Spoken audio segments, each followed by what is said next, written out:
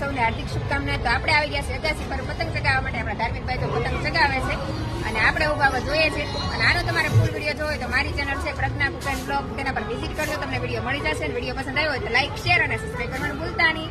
Thank you. અને link તમને નીચે ડિસ્ક્રિપ્શનમાં મળી જશે. भैया उस पतंग को ढील दे जैसे ही मस्ती में आए, अरे जैसे ही मस्ती में आए उस पतंग को खींच दे, ढील दे रे भैया. तेज तेज तेज है मांझा अपना तेज है, तेज तेज तेज है मांझा अपना तेज है. उंगली कट सकती है बाबू हो, उंगली कट सकती है बाबू, तो पतंग क्या चीज है रे. ढील दे रे भैया, ढील दे रे भैया.